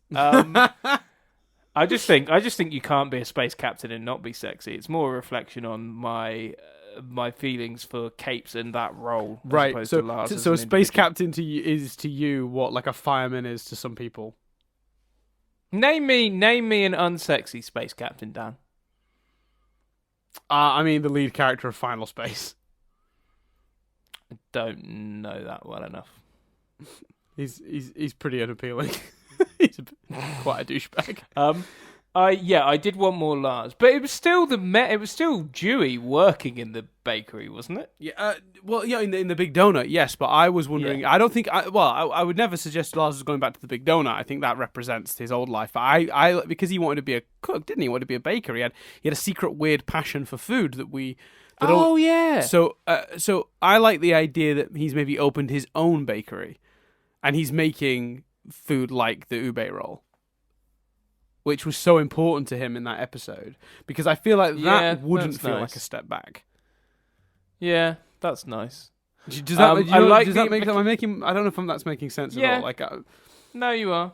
Because the idea that he's got such a passion for like his Filipino, I think it's Filipino heritage. The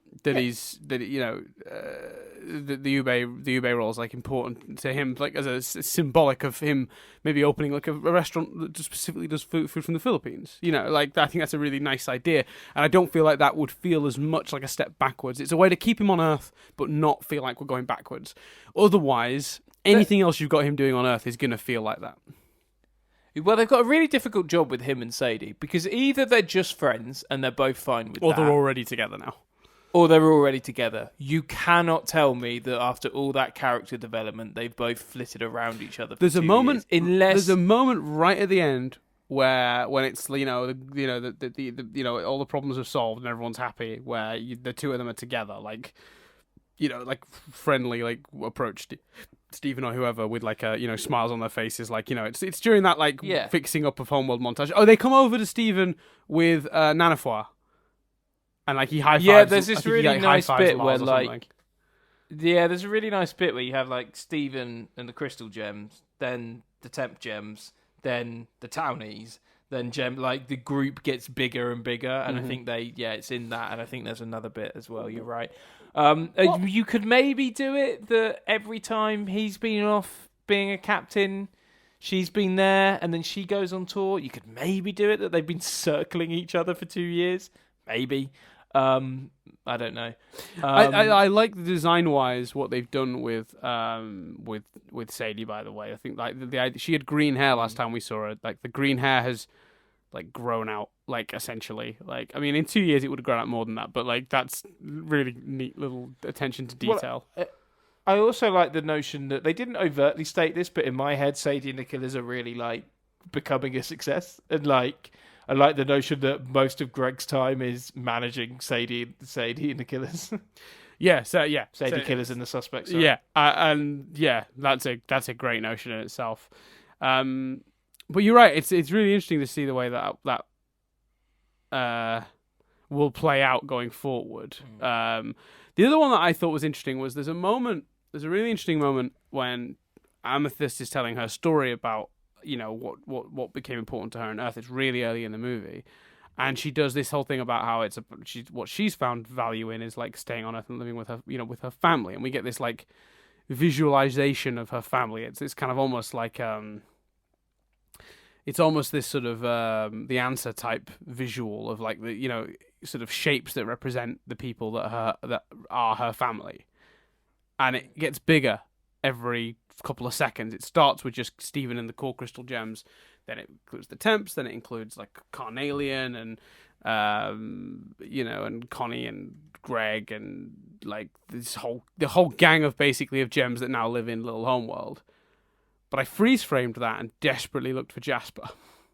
I was going to say, do you think Jasper is noticeable by our absence? Very much so, because I would have thought it would have been a really nice way to indicate Jasper was around and had formed some sort of bond with Amethyst would have been to have Jasper in that shot. But Jasper is not in that shot. And that makes me kind of sad. Because the moon and sun beetles are there or whatever, and Snowflake Obsidian is there. But you could easily do it. If that shot involves Jasper and there's a high five between the two of them, we could be sat here now going, oh, why didn't we get to see that story? So if they've held her back to do a full story with her, if Jasper's that's the plan, not, then great. Yeah, Jasper's not quite over this, then fantastic. Like I don't mind her being missing if that's the reason why. I think it's neat that like all of the core monsters that they fought over the years that were turned back. They all seem to be living a little homeworld. Like, not many of them seem to have gone back to actual homeworld. Yeah, well, I suppose, Earth was their home. So, that's interesting. I want to explore that more.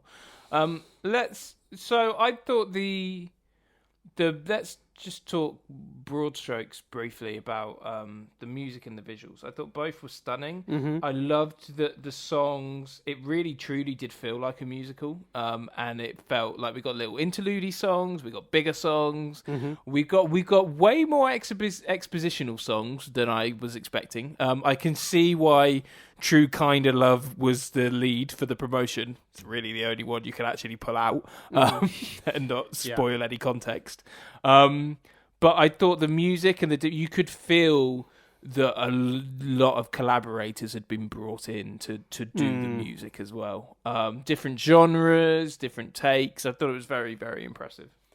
Yeah, I particularly wouldn't mind bringing up actually the Pearl. If we're talking about expositional songs, the Pearl 2.0. What do they call it? I know, what do they call it? It's called system/boot.pearlfinal3.info, and that is after Pearl reboots when she explains who everyone is.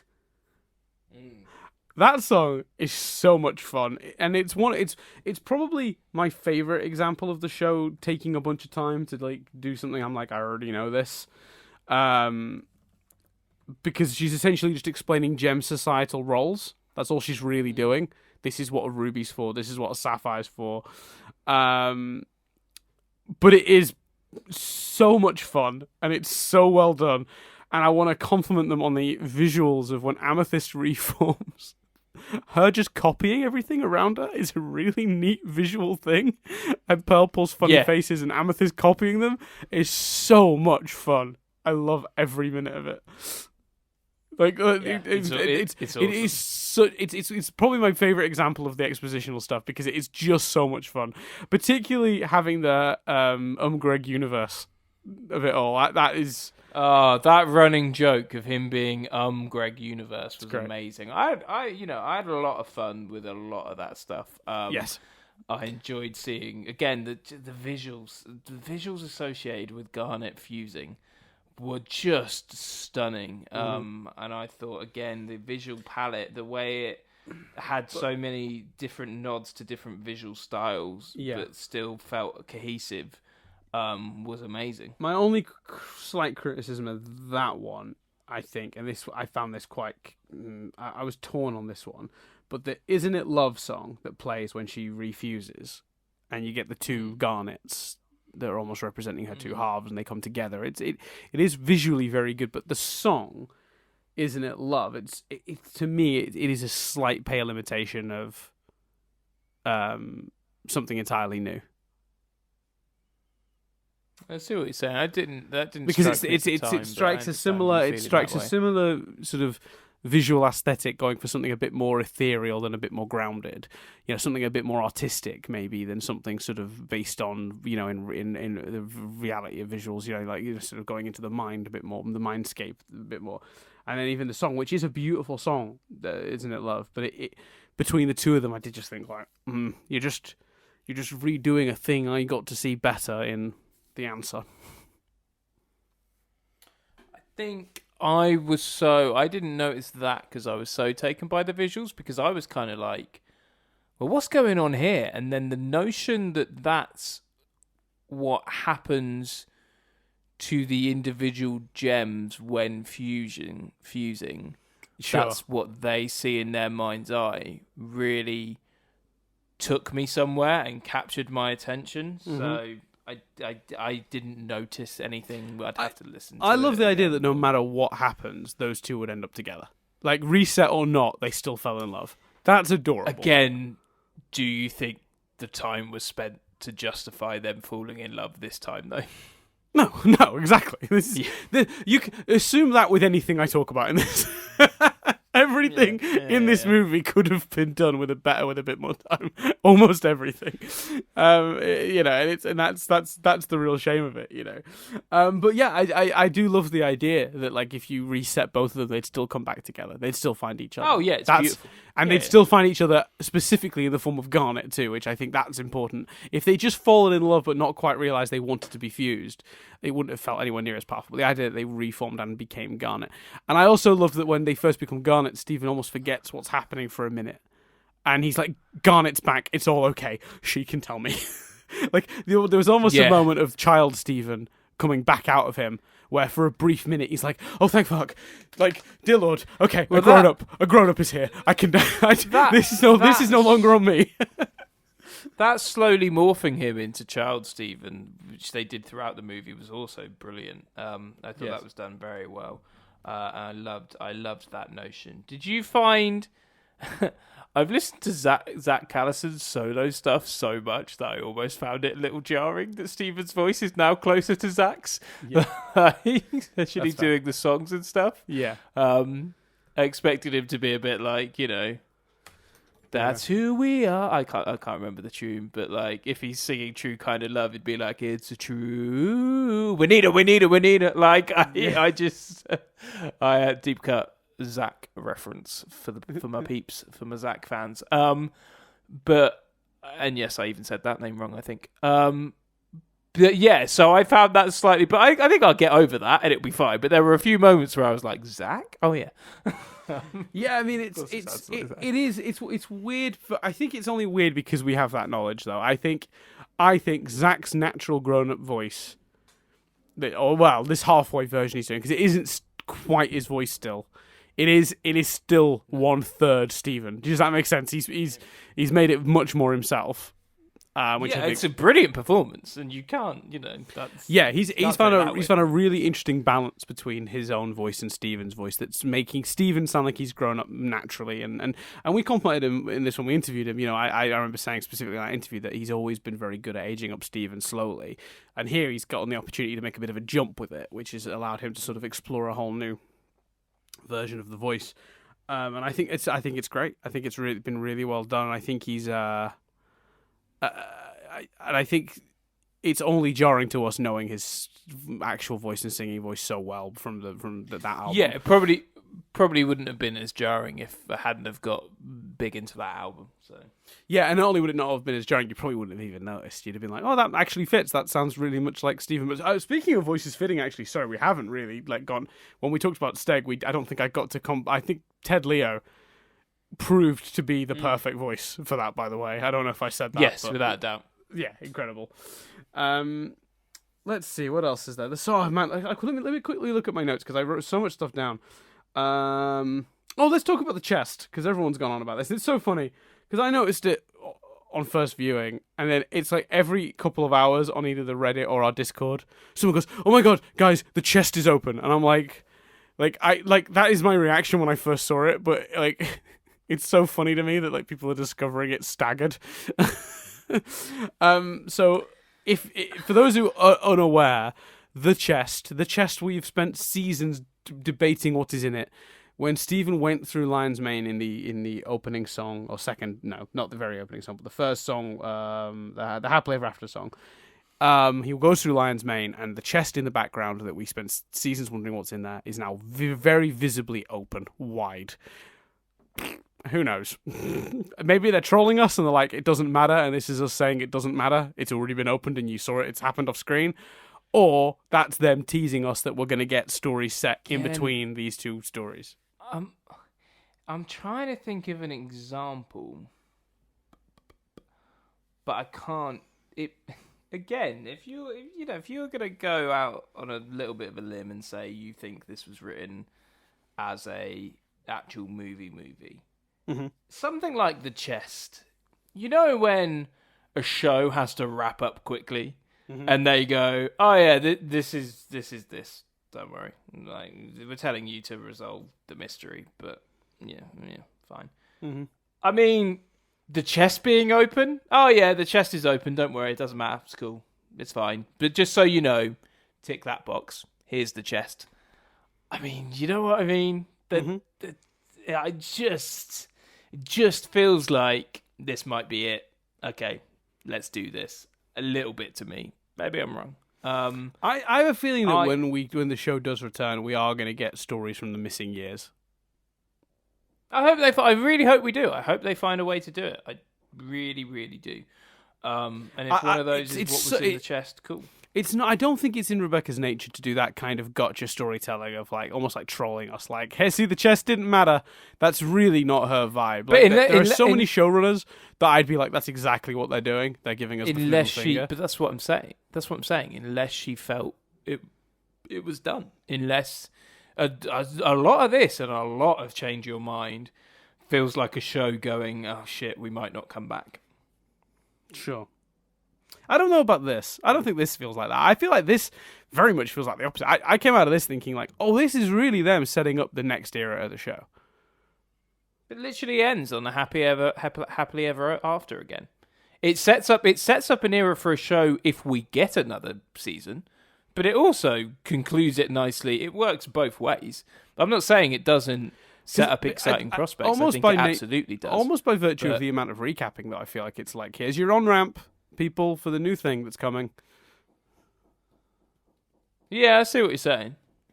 Here's your on-ramp. Let's a little recap in the form of a movie. You'll learn all about who all the characters are and the circumstances, and you'll come back in 6 months' time, and we'll have a whole show set in this world. Come on by. Again, so broken. Only works if the next season is 2 weeks away, or you know when it was.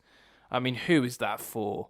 Remember that show we got you back into? Yeah, it's back in 3 months, maybe. Who knows? I mean, we'll look, drop it at some point. If look, it's theoretically possible they're nearly a season ahead, production-wise. Yeah, it could come back any time. It could literally come back in December.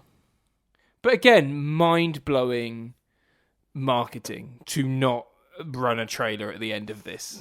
The fact that they didn't does make me think that what we're getting next won't necessarily go under the guise of Steven Universe. The reason hasn't been a season 6 renewal, the reason that a lot of the writers left at the end of Change Your Mind and they're bringing in new ones is because it's technically a new show set in the world, one that's free maybe of Steven's perspective. But because we know Steven's in it, because Zach's obviously been recording as well as all the main cast, so they're all there. But maybe they're freeing themselves of Steven's perspective, and it's going to be called Tales from Steven Universe or something like that. Yeah, I mean, I've not really changed my view on how much I want that than when we talked about that on the Change Your Mind episode. So back to what were your other notes on the movie? Good. Can I just point out some of my favourite jokes? I wrote down my favourite jokes. Was that bad? Can I predict your favourite joke? Go on. Because I suspect it was mine. Get that thing away from me. You'll undo years of character development. Yeah, I mean that is definitely one of them. I wrote that one down. It's probably basically it's a part of a multiple line gag, that one. But it's when he tells her that Spinell's different now, he goes, "Wow, quick!" Should he say, "Wow, quick turnaround?" I'll say, "It took me months to stop trying to kill Steven." And then when they realize about the guy, he's like, "I could have lost all my character development," which is great. I also like Sapphire saying the Spinell will pick up the device out of curiosity, and then a big pause, and then hijinks will ensue. Because it just the idea that Garnet's sense of humor actually might come from Sapphire, not Ruby. Also, Amethyst, get away from me! I can't stand to see you all vacant and bereft of personality. Yo, I'm back, you dip. Just beautiful, incredible. And then and then Paradox responsive. Oh, well, welcome to the end of the world. Yeah, yeah. I loved Amethyst becoming Steven. Look at me, I'm a young adult. That was great. I also really love Greg when he comes in and all the gems have been poofed and he goes, "Holy, she really got everybody." Yeah. Just keep listing quotes. I need to pee. What's that, sorry? Just keep going with quotes or keep talking. I need to pee. Well, okay, you pee, but I've got one quote left and then I'll talk about something else, I guess. But my last one is when Spinell comes back and they all react really negatively to her, but Garnet goes, "Oh, Spinell, did you change your hair?" Which I just think is such a lovely, because obviously that's innocent Garnet. We should. I want to talk briefly about the Onion thing. I don't understand what's going on with Onion. I don't know what you're doing to me, TV show. Why is Onion in multiple places at once? I really don't understand. What is that supposed to be a joke? Is there other?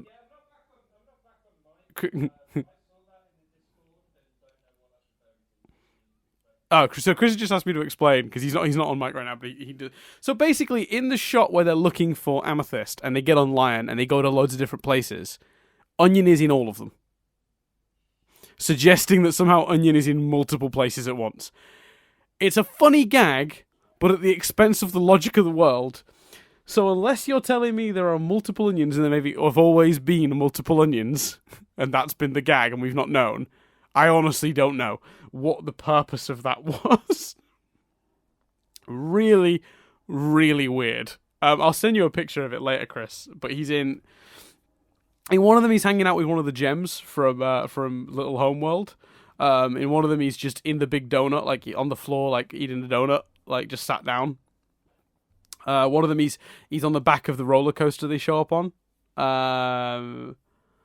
I can't remember. There are 4 of them, and he's in every single one of them, and it's really fucking weird. I don't want that explained though. See, I can't, only because it breaks the logic of the world. I do. But I think he could have more secret tracks, maybe, but also I personally, it's like someone with Gavin and Stacey coming back. Someone was like, I heard someone say, "Oh, I hope they finally explain the fishing trip." I'm like, what are you kidding? Like, I love that being a mystery. I don't think they've got an explanation for that. If Onion's just it's Onion, that for the comedy, that's fine by me personally. Yeah, I think that's fine up until a point, and I think the point is breaking physics. So yeah, that's. Yeah. It gives Kevin Hart more to play with in the movie. So yes. I'm all right with that. Yeah, he can really channel his inner Eddie Murphy and play multiple characters at once. We'll put one Onion in a fat suit, one will be old. It takes someone did it recently, didn't they? But I can't remember who. But I think after all the shit Eddie Murphy got, it takes a very brave actor to do the multi-role comedy. It definitely does. A few little details. Someone did it on Netflix. Who was that? Someone did it on Netflix recently, a movie where they played every part. Adam Sandler, maybe? No, it was like the Sextuplets or something. Oh, I don't know. I have no idea. Yeah. Anyway. There's some little details from Steven's new room, because it was all rebuilt since we last saw it, because it got destroyed in the reunited arc. There's now a painting of Garnet and Steven like as cherubs, which I think is just beautiful. The moon goddess statue is on the shelf in the background, which was just a nice little nod for fans, I guess. What else? Oh, in the background in the living room, you can clearly see the hilt of Rose's sword and the t-shirt gun from the Guitar Dad episode. I think that appears in 2 episodes, but I can't remember the name of the second one. But yeah, the t-shirt gun is around. There's just a bunch of little nice details in the background of the. He's got like a portrait of Peridot's gem in one of them, which is just her gem, which I thought was really bizarre, but I loved it. Just as a nice little detail. Another detail I enjoyed was the idea that it's not explicitly stated, so this isn't canon or anything, but it's implied. Pearl, when she first resets, asks what mode they want her to be in, and she ends up going into default mode. I like the implication that a lot of people have been talking about of that is the point at which you set which diamond the pearl belongs to and which color she is. So the reason our pearl comes back with multiple colors and hues is because she's in default mode. Whereas if they indicated there at that point, that she was for yellow diamond or whatever, she'd have come back all yellow or whatever. Yeah, that's nice. Yeah, I thought that was a reasonable. I like that. Yeah, it's a nice touch, even if it's not like necessarily exactly what they were going for. It's a great detail. Yeah, I hope. Yeah, fingers crossed. Let's see. I wrote down so much stuff, man. A lot of this we've covered, thankfully, so I think we're nearly done. But let me just quickly. Oh yeah, I just like the idea. By the way, yeah. I mean, this is just me complimenting them on the writing. Him getting hit with the scythe, meaning he doesn't poof, but it resets him personally to where he was before he learnt how to use his powers. So it's not that his gem powers were weakened as such. It was actually more about he doesn't know how to use them anymore because he's also, to a degree, been reset. Yeah. The only thing with that is it would be nice if he lost the powers in the order he learnt them. Whereas one of the first things he can't do is access Lion's Mane, Yeah. which is one of the first things he could do. Yes. Yeah. That's fair. Just an observe. Like, I think if you're gonna really I don't think I interpreted it as that, because it wasn't overtly right. He learned this, and that they didn't take it away that slowly. I suppose in that scenario, the last thing to go is the shield or something, maybe. But Yeah. yeah. Two other quick visual details. Buck was dressed as Prince. Loved that. Yeah. Peridot's robots have her visors. The little, her new glasses. All her robots had them. Fucking brilliant. And then this one's a bit more interesting and a bit more of something to maybe discuss briefly. I think one thing they did here that's really clever is having the townies all get taken to shelter in Little Homeworld. Makes it really easy to not have to worry about when you open up your new series. Oh, these two places aren't quite getting along. Yeah. You don't have to do that story now because the Homeworld gems took in and protected the townies of Beach City. Yeah. Yeah, absolutely. So you don't shame that's, for anyone that wanted that's instant that story, character work. Yeah, definitely. It's fascinating to know what comes next. Because, like I say, you could argue people might have wanted that story, and you suppose you could still do it on an individual basis. But yeah, it doesn't. It seems like a slightly jarring plot to do. The townies have never had a problem with the crystal gems, so it would seem a bit weird if they suddenly did with these other hometown gems. Sure, but would you not imagine it's going to make it a hell of a tourist attraction? But do you not think a large population of new people suddenly arriving in your town with a different culture and background could not potentially cause some tensions? And not even necessarily... Yeah, over the last 2 years that we've not seen. Because I suppose you could argue... Like, I'm not trying to do a parallel here for like immigrant stories or anything like that, because I think the show has already sort of handled that and done it very subtly and very artfully, and I don't think there's any need to recover that ground, with the immigrant story as such. But the idea of, even from just a comic perspective, these new gems don't really understand human culture, and it's causing problems for the townies, so they're getting a bit grumpy with them. Like, they keep showing up to eat at the pizzas, not understanding they have to pay or something like that. Do you know what I mean? You could do those sort of mini tensions. That's why I make the counter that it would have been potentially fun to see that. And so the counter to your argument of it means we don't need to do that now is, but potentially there's some good stories we're missing there. Yeah, that's fair. That's fair. I think that might be it.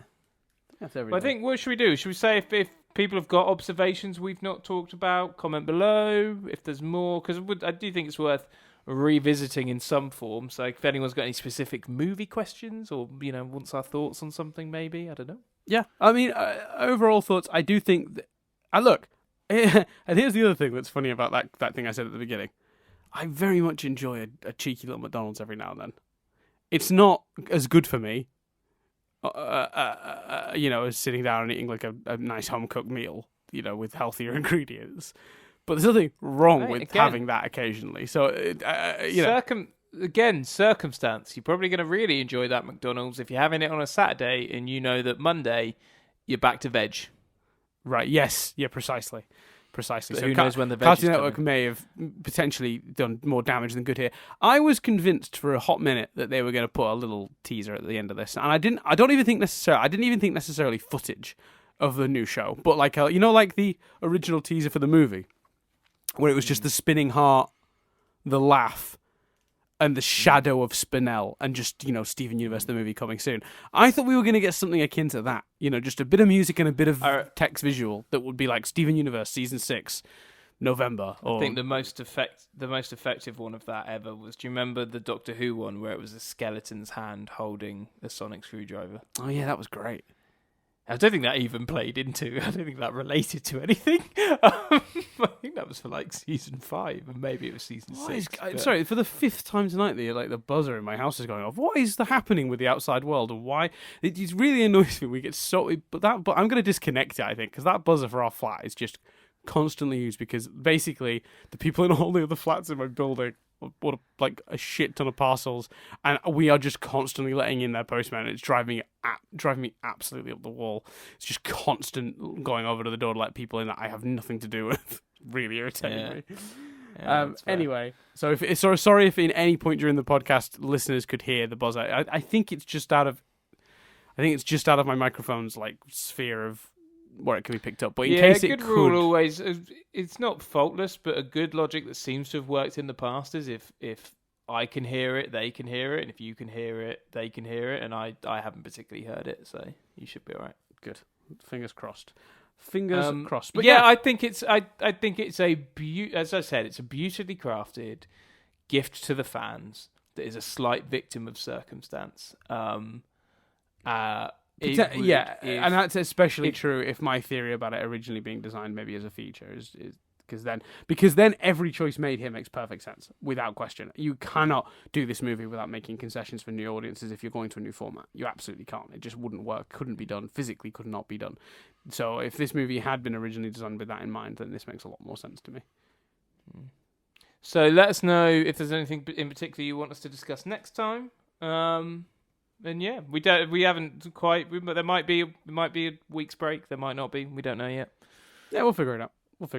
Yeah, so we'll work that out. But I think there's definitely more to sort of a revisit discussion when the dust is settled, when people have pointed stuff out, will be fascinating. And maybe we do it song by song. That might be a good way of doing it. Mm-hmm. I also think once the behind the scenes documentary comes out as well, it might be worth going back through some of this stuff. Yeah, definitely. Because that might drop within like 10 days. You said, didn't you? Yeah, theoretically it should. It's due on the DVD, so. Theoretically, we should be able to grab that. Did we talk about Opal, by the way? We didn't talk after all the talk of Opal. Sorry, Opal's in this movie, and it's amazing. Yeah, that was awesome. Yeah, that was beautifully done. After all the excitement we had for seeing Opal again, the fact that we didn't bring up Opal in this, and the notion that like Opal, Pell comes back to the current setting. It's just the easiest way to get that across, by the way, in case anyone's like, it's not technically settings, Chris. I know, it's just the easiest way to get it across for me to think of off the cuff. Via a connection with Amethyst, beautiful. Mm-hmm. Yeah, beautiful. I think that's a really lovely notion. Yes, especially because they were so at odds for a lot of the series. Yeah. Yeah, exactly. Sort of makes you feel like they really have come a long way as a twosome, as a couple, as a unit. Also, one last quick question I have: has Amethyst joined Sadie Killer and the Suspects as the drummer? I don't know, but I did love it. Yeah, me too. I hope that's the case. I think that's a perfect fit for Amethyst. I think that's a great idea. But they didn't say she was part of the show, but she was part of the show. She was the drummer. I know.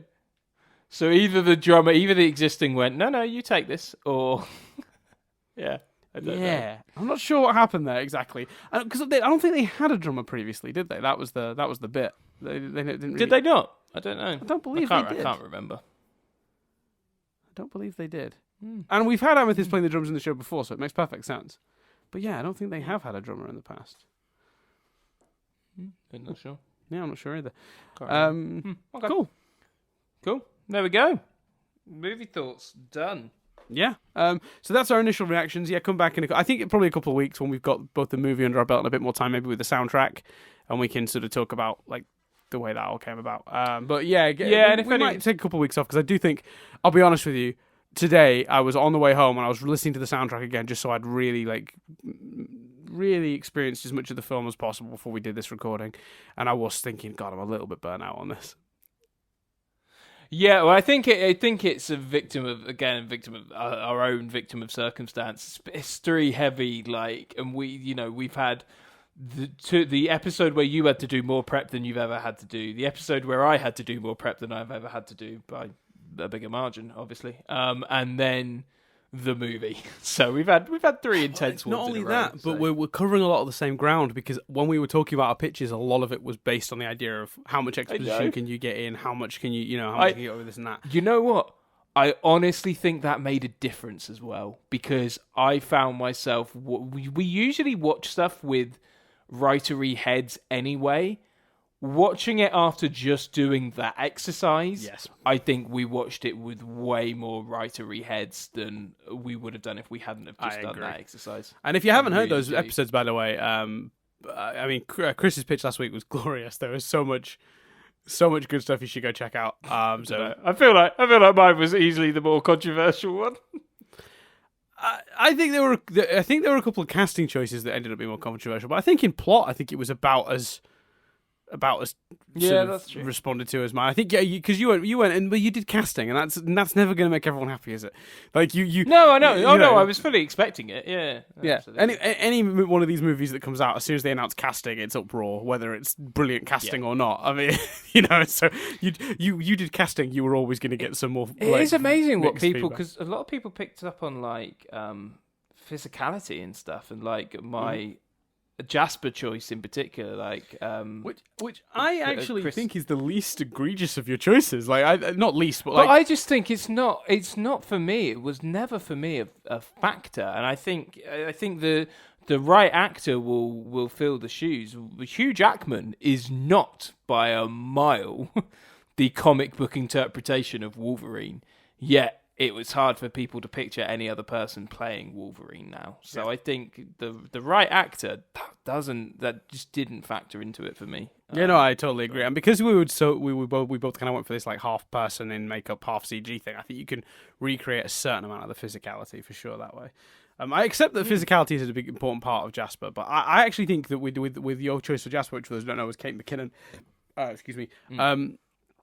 It was such an interesting choice. I was like, I kind of don't want to see anything but that now because I'm just fascinated to see how that would play out.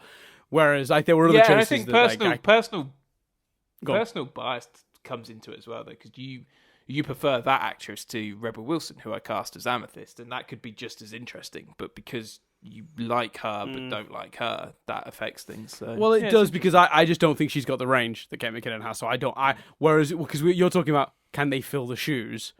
I think Kate McKinnon is capable of filling the shoes. I think she's got the pathos, as you said, and a bunch of stuff. I think Rebel Wilson does one thing, and I don't think that one thing fits Amethyst. So that's, and I haven't seen much evidence to the contrary of that with Rebel Wilson. So yeah. Whereas with Kate McKinnon, I've seen her do a million and one really really cool things that are all different from each other.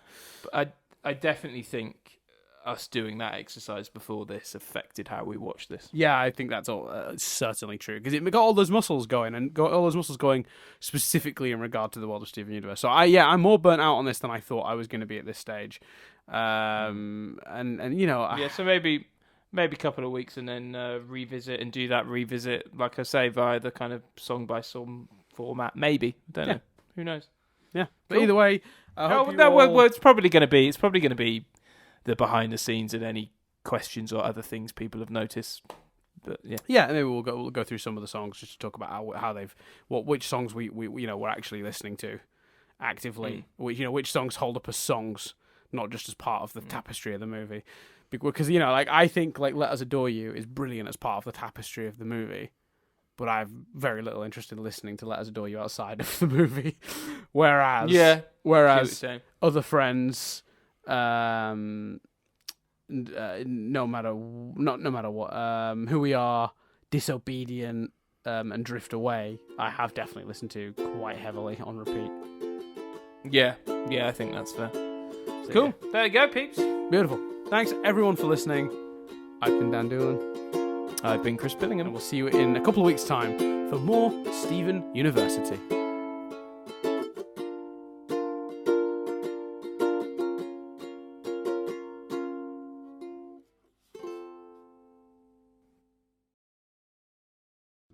They're going to announce season 6 now and fuck that plan right up.